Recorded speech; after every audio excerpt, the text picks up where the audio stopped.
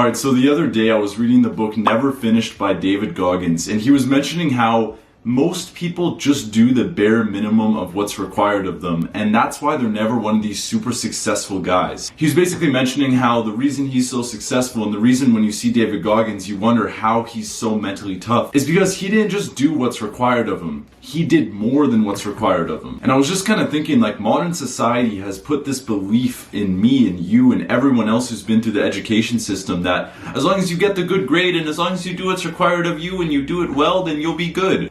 But that's not actually how you reach success in life. Because yeah, it's nice and stuff, and you could do what's required of you, and when your coach tells you do 10 push-ups, do 10 push-ups. Sometimes life is unpredictable, and just doing the bare minimum doesn't actually account for the fact that life isn't always just going to be the same. I never truly started seeing success in my life and with this YouTube channel and with my physique and with martial arts until I started doing more than what was required of me. And David Goggins was talking about how people who were great didn't do the bare minimum. They did what other people thought was impossible. I realized that I still had this belief in my brain. At martial arts class and stuff, if the coach told me do 10 push-ups, I would barely push out 10, maybe even do 9 on a certain day where I'm not feeling like doing 10. And I figured, oh, no one's gonna see it. It's 9 push-ups, it's only one away, it's fine. And you might have this mentality too, and I see a lot of motherfuckers with this mentality. One time we had a hard-ass sparring match. We'd been punching each other in the face for a solid 30 minutes to an hour, and all of us were dead tired. And guess what the coach said? Do 1,000 more punches on the heavy bag.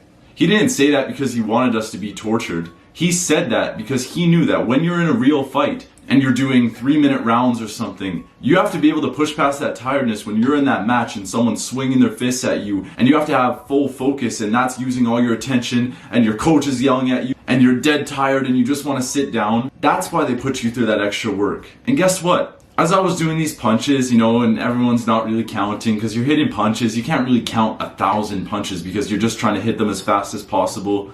I seen so many especially like one guy who did like maybe 400 punches, and I could tell, and then he just stopped and he was like, oh yeah, I did my 1,000. And everyone else was still going for another whole 10, 12 minutes, and this guy's like, yeah, that's good. What do you think happens if we put that guy into a fighting situation? Fair enough, he might still win, and yeah, he was a good boxer and everything, but he's gotten very used to the fact that, oh well, I'll just do what's required of me, and maybe I could do even just a little less than what's required of me, as long as no one sees. But now we put you in a dangerous situation, where people are looking, where the spotlight is on you, and you're dead, you're tired, your hands are dropping, you're getting hit. But why?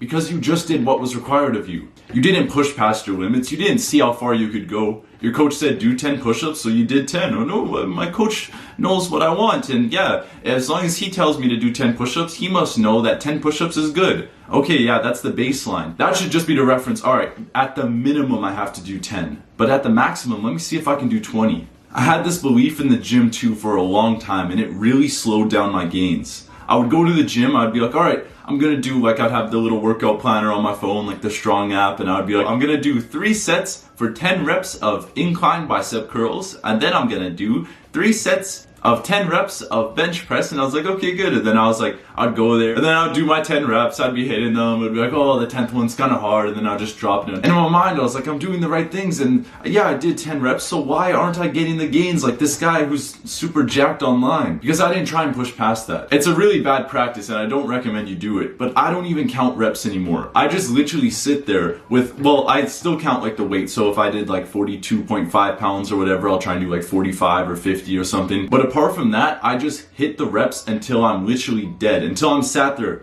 like this, dying for like a minute, just shaking, trying to get the weight up. And I'll still try and go for another one, even if I can't get it past like here, even if that's the farthest. I'll just sit like this, and even if I can just move it an inch, that's still better than the guys who are just like, oh, 1, 2, 3, 4, and 10 and done. What does that do for you? Why are you gonna get an above average physique when you're not doing above average work? Think of the basketball player Kobe, rest in peace by the way. It was in like an interview or something, or maybe someone else was talking about him, but basically they were saying that in training Kobe wasn't passing the ball to his teammates, and the coach pulled him aside and he was like, hey Kobe, man, why aren't you passing the ball to your teammates? And Kobe said something along the lines of, because these guys just come here, show up to practice, half-ass the work, and they expect me to pass the ball to them. They just do the bare minimum that's required of them, and they even lack on doing the bare minimum. Why would I pass the ball to them? Why would I let them get the ball? I know they're not going to score anyway. Because when you see Kobe, you don't think of a guy who just shows up to practice and then does whatever, the basketball shots, does the drills for an hour, then leaves, and then chills out for the rest of the day. You've seen a guy who goes to training for hours and hours upon hours, perfecting his shot. Then, without being required by any of his coaches, goes home, studies his games, just looks at every little thing he did wrong, every step, then goes to training again, tries to improve those things. None of this is being tracked, and he's getting no validation from his coaches. He's just doing this because this is what greatness is. And that's what makes people like him so great. The fact that, well, no one is requiring them to do more work. They know that if they want to be above average, if you want to have a top 1% physique, or you want to be in the top 1% of academics in your country or something, what's going to get you there is just doing the extra work, doing what's not required of you, that you know is going to help you. Because that's the work that makes you great. So the next time your coach at basketball practice or some other sport, or even if you're just in the gym by yourself,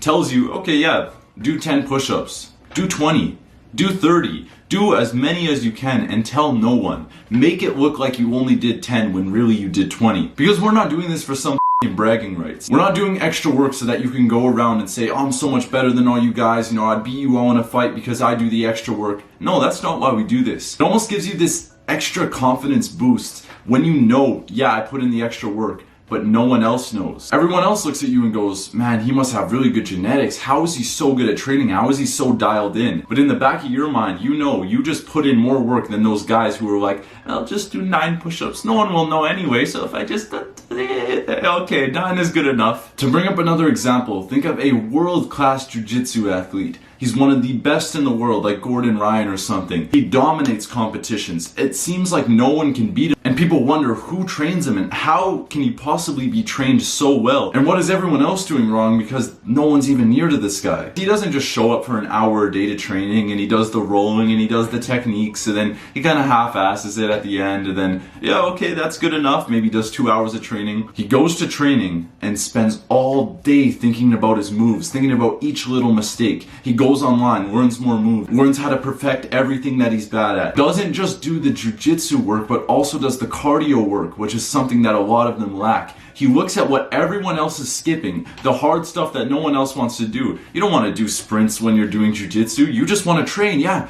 But if I train more, because if I train more, then I'll know the techniques, and then, yeah, I'll be able to beat everyone. He sees that everyone's just so focused on, yeah, just do the techniques, just do the techniques. So he focuses on every little aspect of his game. Things that aren't required. His coach isn't telling him to go for a run. His coach just says, show up to practice, do the drills, and then you're good to go. But since he does all this extra work, he does the runs, he reads books about jiu-jitsu and stuff, optimizes every single little thing like his diet, and he does this type of extra work. Not just extra work in terms of like 15 push-ups instead of 10, extra work like he dials in everything. That's why they become such good athletes. When stuff goes wrong in your life, and it inevitably will because that's just how life is, when you always put in the extra work with everything that you do, you will have that extra work to fall back on. When everyone else would have panicked and they would have wondered, I just got injured, how can I do this? Oh my God, everything's falling apart. You're gonna have the extra work to fall back on. You're gonna be like, it's okay, maybe I got injured or something, I'll go put in 4 or 5 hours of physio a day. I'll just keep training it. I'll get it stronger and stronger and stronger, and I'll be back to training as quick as possible. Go down right now and click on the link that says join Discord server if you want to get in contact with me and other like-minded young men who are also on this journey. Be a doer, not a thinker. See ya.